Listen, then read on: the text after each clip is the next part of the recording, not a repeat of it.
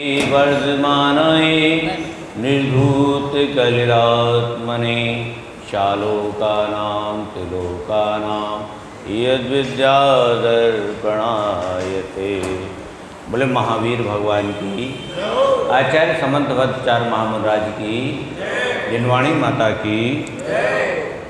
अभी बहुत अच्छा ये विवरण चल रहा है कि हमें इन शरीरों की प्राप्ति कैसे होती है। हम ये समझते हैं कि ये शरीर हमें मिल गया तो बाकी सारी चीज़ें हमें अपने आप मिल जाती हैं, लेकिन ऐसा नहीं है। एक एक वस्तु, सूंघने की शक्ति, स्पर्श करने की शक्ति, स्वाद की शक्ति, सुनने की शक्ति, देखने की शक्ति, सूंघने की शक्ति, ये सारी शक्तियाँ भी हमें विभिन्न विभिन्न नाम कर्म के उदय से मिलती हैं। यदि किसी भी एक नाम कर्म का अभाव होगा तो इनमें से कोई ना कोई शक्ति हमारी क्षीण हो जाएगी। आपने देखा होगा बहुत से लोगों को सुनाई नहीं पड़ता, कईयों को दिखाई नहीं पड़ता, कईयों को सुगंध दुगंध में अंतर नहीं आता, ऐसे ऐसे ठंडा गर्म का एहसास नहीं होता। ये सारे नाम कर्म के अभाव के कारण होता है। हर कर्म जब तक उदय में रहेगा तब तक ही तुम्हें ये शक्तियाँ प्राप्त रहेंगी। इनमें से कोई सा भी नाम कर्म क्षीण हो जाएगा तो वो शक्ति भी तुम्हारी क्षीण हो जाएगी। उसके बाद तुम किसी भी डॉक्टर के पास चले जाना, किसी भी वैद्य के पास चले जाना, वो इसको रिवाइव नहीं कर पाएगा। ये केवल और केवल अपने पास जितनी पुण्य कर्मों की पोटली है उन्हीं कर्मों के उदय से ये सब हम कर पा रहे हैं। यहाँ तक कि यहाँ बैठकर अभिषेक देखना, अभिषेक करना, शांति धारा आदि करना, दान देना, पूजन करना, स्वाध्याय करना, ये जितनी भी कर्म क्रियाएँ हैं ये सभी पुण्य कर्मों के उदय से ही हो पा रही हैं। यदि ऐसे सत्य पुण्य कर्म का उदय नहीं होगा तो आपको किसी भी ये क्रिया करने में आप समर्थ नहीं होंगे। ये बात आपको जान लेनी चाहिए। यहाँ पर चल रही थी कारमाण शरीर, वो शरीर जो हमारे इस संसारी शरीर के साथ जब तक इस संसार में हैं, 84 लाख योनियों में भ्रमण कर रहे हैं, तब तक इस शरीर के साथ कारवाण शरीर बंधा रहता है। किसी भी हालत में वो शरीर छूटता नहीं है। ये केवल एक ही अवस्था में कारवाण शरीर छूट सकता है। कब? जबकि आप केवल ज्ञान को प्राप्त कर लें, अरिहंत अवस्था को प्राप्त कर लें, उस अवस्था में और सिद्ध लोक में जाकर विराजमान हो जाएं, वहाँ पर जाकर आपका ये कारवाण शरीर आपसे अलग हो जाएगा। इसके अलावा कोई दूसरा मार्ग नहीं है कि ये कारवाण शरीर हमारे साथ जुड़ा ना हो। शरीर की संख्याओं के बारे में वर्णन किया गया है।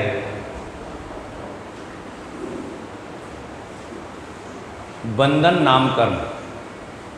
अब इसमें ये दिया गया है कि विग्रह गति में जीव के तेजस और कारवाण शरीर होते हैं। देवों नारकियों के वैक्रिय तेजस और कारवाण शरीर होता है। मनुष्यों त्रियंचों के औदारिक तेजस और कारवाण शरीर होता है। शरीर कितनी तरह के बताए थे शेखरचंद जी? औदारिक, वैक्रिय, तेजस, कारवाण और आहारक, ये 5 प्रकार के शरीर बताए थे। रिद्धिधारी मुनियों के तेजस, कारवाण, औदारिक और वैक्रिक अथवा आहारक शरीर होते हैं। मृत्यु हो जाने पर औदारिक शरीर तो जीवात्मा का साथ छोड़ देता है, किंतु तेजस और कारवाण शरीर आत्मा के साथ भव भवांतर तक बने रहते हैं। सभी कर्मों के नष्ट हो जाने पर ही ये साथ छोड़ते हैं। इनका साथ छूटने पर जीवों को मोक्ष की प्राप्ति हो जाती है। यानी जब तक कारवाण शरीर आपके संग जुड़ा हुआ है, कारवाण शरीर को दूसरी सरल भाषा में हम ये भी कह सकते हैं, जब तक एक भी कर्म हमारे साथ, हमारे आत्मा के साथ जुड़ा हुआ है, तब तक हमें केवल ज्ञान होने वाला नहीं है। और केवल ज्ञान होने के लिए ये आवश्यक है कि एक एक कर्मों की निर्जरा हो जाए। फिर आता है बंधन नाम का नाम कर्म। बंधन नाम कर्म क्या होता है? शरीर का निर्माण करने वाले उद्गलों को परस्पर बांधने वाला बंधन नाम कर्म है। ये 5 प्रकार का होता है। जो शरीर हैं उनके ही ये नाम कर्म हैं, जैसे औदारिक शरीर बंधन, वैक्रिय शरीर बंधन, आहारक शरीर बंधन, तेजस शरीर बंधन और कारवाण शरीर बंधन।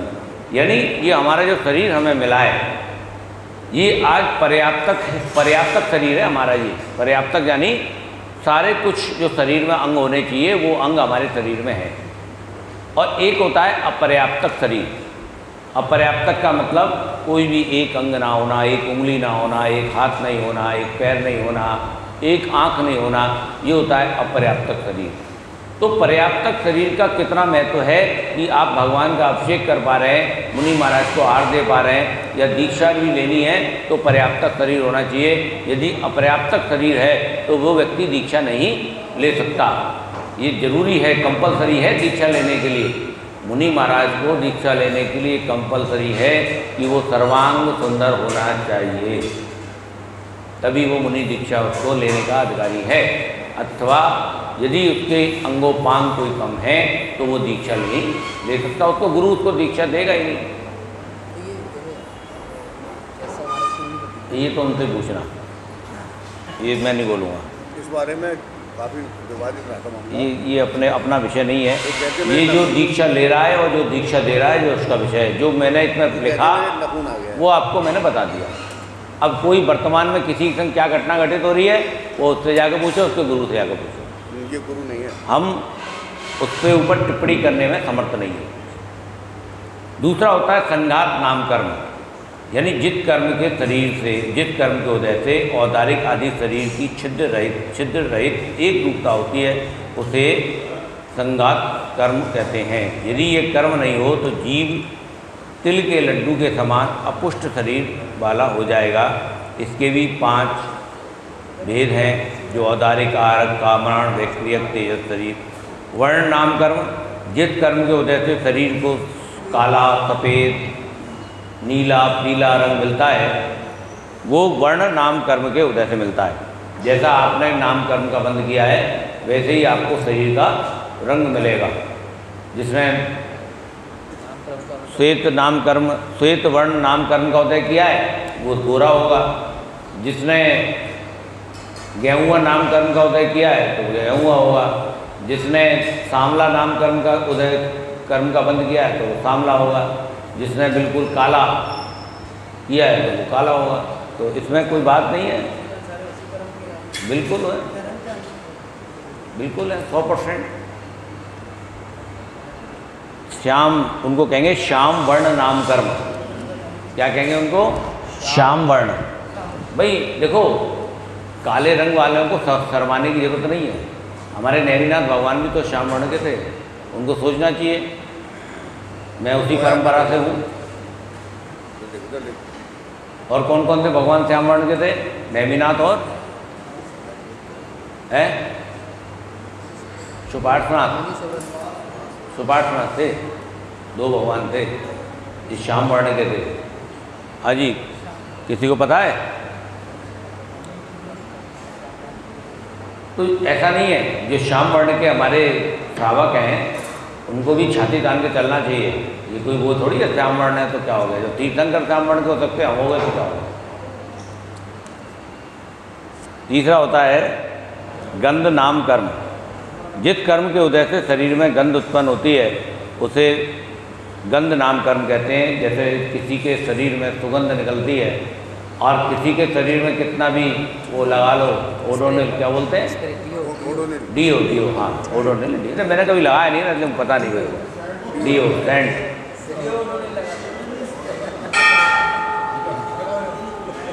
वो भी सुगंध के लिए होती है। सही क्या बात है? नहीं, सस्ता माध्यम है वो। ऐसा है ना, देखो ऐसा है।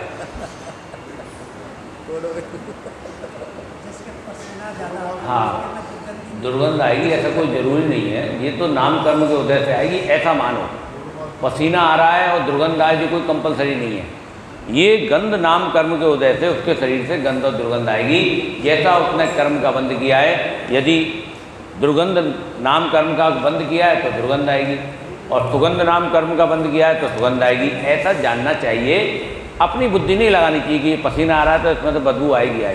ऐसा कोई कंपलसरी नहीं है।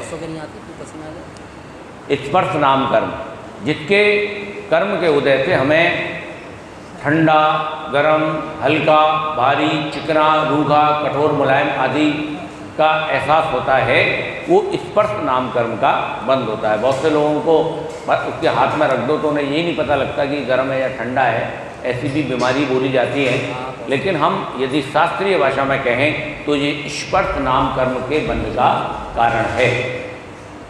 संस्थान नाम कर्म, संस्थान का अर्थ होता है जिस कर्म के उदय से जीव के शरीर का आकार बनता है, वो संस्थान नाम कर्म है। इसके 6 भेद हैं। पहला, सम चतुर्थस्थ, जिस कर्म के उदय से जीव की शरीर लंबाई चौड़ाई सुडौल हो, जैसे तुलाका पुरुष। शलाका पुरुष कैसे होते हैं? जो श्रेष्ठ शलाका पुरुष हैं वो सम चतुर्थ संस्थान वाले होते हैं। उनका शरीर बिल्कुल सुडौल होता है, जैसा शरीर एक उच्च कोटि के व्यक्ति का होना चाहिए। जितने लंबे हाथ होने चाहिए, जितने लंबे पैर होने चाहिए, उनके हाथ लंबे होते हैं। जिनके हाथ लंबे होते हैं उनको बहुत सौभाग्यशाली माना जाता है। कहते हैं उनके हाथ घुटने तक आते हैं, इतने लंबे हाथ होते हैं। तो ऐसे सम चतुर्थ संस्थान वाले जो पुरुष हैं वो सब शलाका पुरुष आदि लोगों का शरीर होता है। दूसरा, न्यायग्रोध परिमंडल, बड़ के पेड़ को न्यायग्रोध कहते हैं। जिस कर्म के उदय से जीव का शरीर बड़ के पेड़ की भांति नाभि के ऊपर मोटा और नीचे पतला होता है, उसे न्यायग्रोध परिमंडल संस्थान कहते हैं। समझ में आ गया? यानी पेट से नाभि के ऊपर तो फैला हुआ है, जैसे एनिमेशन पिक्चरों में दिखाते हैं, बच्चों की कार्टून आते हैं ना, उसमें दिखाते हैं पैर पतले से होते हैं, पेट शरीर मोटा होता है, तो ये होता है न्यायग्रोध परिमंडल। ये सब नाम कर्म के उदय से मिल रहा है शरीर पूरा। हाँ, स्वाति, स्वाति का अर्थ होता है सर्प की बावी। जिस कर्म के उदय से जीव का सर्प की बावी की तरह ऊपर पतला और नीचे मोटा होता है।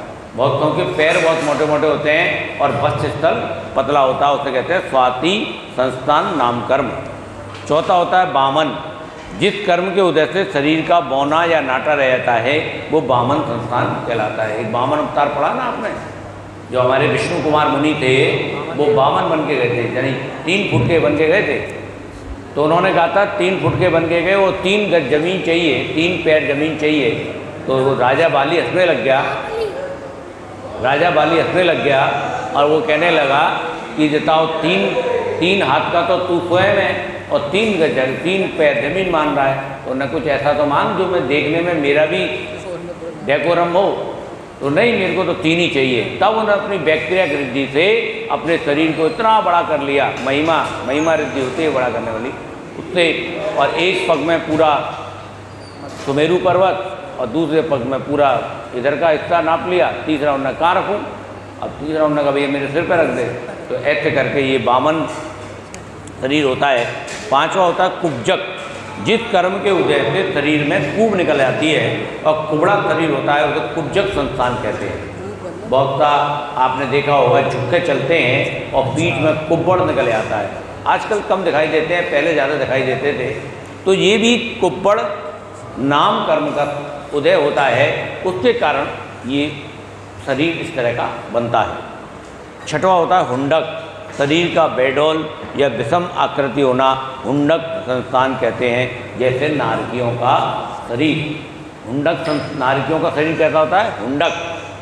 हुंडक होगा, एक आंख इतनी बड़ी होगी, नाक लंबी होगी, ऐसे कान बड़े बड़े होंगे, हुंडक शरीर होगा, बिल्कुल बेडोल होगा, कहीं से कहीं कोई मैच नहीं होगा। पैर छोटे छोटे होंगे, हाथ बहुत लंबे होंगे, या पैर बहुत लंबे होंगे तो हाथ धड़ छोटा सा होगा। उनके सबके हुंडक संस्थान होता है, कोई भी समर्थ चतुर्थ संस्थान नहीं होता। नारकी जीव जो होता है कंप्लीटली हुंडक संस्थान वाला होता है, बिल्कुल हुंडा। इस तरह से इस समय मनुष्य गति में कौन सा चल रहा है? मनुष्य गति में जैसा तुमने बंद किया है वैसा शरीर चल रहा है। सम चतुर्थ स्थान तो हो नहीं आप, उसके ही मिलते जुलते पर्याप्तक हो, एक तरह का पर्याप्तक सम हो। एकदम तीर्थंकर वाली स्थिति तो नहीं है, लेकिन फिर भी ठीक है। भैया 5 मिनट और रुकना, 5 मिनट और स्वाध्याय कर लें, उसके बाद है ना, आपकी आज्ञा हो तो, अनुमति हो तो कर लें। अंगोपांग नाम कर्म, जिस कर्म के उदय से शरीर के अंगों यानी 2 हाथ 2 पैर, नितंब, पीठ, हृदय, मस्तक और उपांगों नाक, कान, आँख आदि की रचना होती है, वे अंगोपांग नाम कर्म है। ये 3 प्रकार का है। औदारिक शरीर अंगोपांग, बैक्टीरियक शरीर अंगोपांग और आहत शरीर अंगोपांग। हमें जो भी आँख, कान, नाक, हाथ में पूर्व मिल रहा है, ये हमारे पूर्व में जो पुण्य कर्म हम अर्जित किए हैं उसके कारण ही मिल रहा है। 11वां है आनुपूर्वी नाम कर्म। एक देह को त्याग करके नवीन देह धारण करने के लिए जीव की जो गति होती है वो विग्रह गति कहलाती है। जिस कर्म के उदय से नवीन गति में जाने हेतु जीव के पूर्व शरीर का आकार बना रहता है, वह आनुपूर्वी नाम कर्म है। ये 4 प्रकार का होता है, यानी एक शरीर में से दूसरे शरीर में जाने के लिए भी हमको कर्म के उदय की आवश्यकता है। वो कर्म, हर कोई भी क्रिया हो रही है उसमें हर कर्म सहभागी है ले जाने के लिए। ऐसे ही एक शरीर से दूसरे शरीर में ले जाने के लिए ये आनुपूर्वी नाम कर्म उदय में आता है। 12वां है सैनन नाम कर्म। जिस कर्म के उदय से हड्डियों का बंधन विशेष होता है उसे सैनन नाम कर्म कहते हैं। देवों, एकंद्रिय, जीवों और विग्रह गति में ये सैनन नहीं होता, क्योंकि इनके शरीर में हड्डियाँ नहीं होती। ये 6 प्रकार का होता है। यानी देव, कल बात आ रही थी कि वो देवों से मनुष्यों में संतान उत्पत्ति नहीं हो सकती। उसका मुख्य कारण यही है कि उनके सैनन नहीं होता, शरीर में सैनन नहीं होता, उनकी हड्डियाँ नहीं होती, मांस नहीं होती, मज्जा नहीं होता। तो इसलिए वो जो बैक्टीरियक शरीरधारी हैं वो औदारिक शरीर के साथ संबंध नहीं बना सकते। देवों और एक इंद्रिय जैसे पेड़ आदि है, ये सब इनके हड्डियाँ नहीं होती। अब आता है वज्र, वृषभ, नाराज। शरीर में वज्र के समान हड्डियों के ऊपर वज्र का ही वेष्टन होता है। हड्डियाँ वज्र में नारी से जुड़ी होती हैं और वज्र, वृषभ, नाराज सैनन होता है। तीर्थंकर आदि तद्भव मोक्षगामी जीवों के यही सैनन होता है। यानी जिन जीवों को उस वक्त से मोक्ष जाना है उनका शरीर वज्र, वृषभ, नाराज सैनन होता है।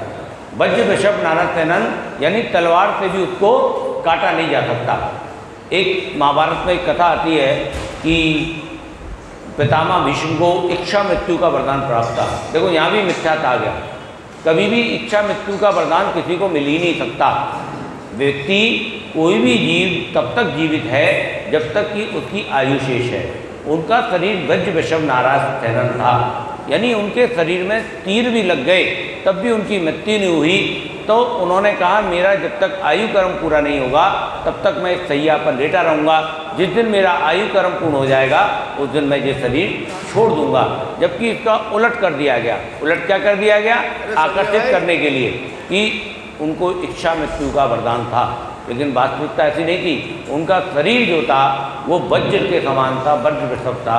इस कारण से उनके तीरों के भेदन, इतने तीरों के भेदन के बाद भी उनकी मृत्यु नहीं हुई। उसका कारण था ऐसा जीव जिसका वज्र, वृषभ, नाराज सैनन शरीर होता है, वो जीव अपनी आयु पूरी हर हाल में करता ही करता है। दूसरा वज्र नाराज, तीसरा नाराज, चौथा अर्ध नाराज, पांचवा कीलक, छठवां अब संप्राप्ता कपटिका। ये कल डिटेल में पढ़ेंगे। बोले शांतिनाथ भगवान की। या वाणी के ज्ञान से तूने रोका लो, वो वाणी मस्तक धरूं सदा दे धूलो। हे जिन वाणी भारती तो जपो दिन रहे ज्योति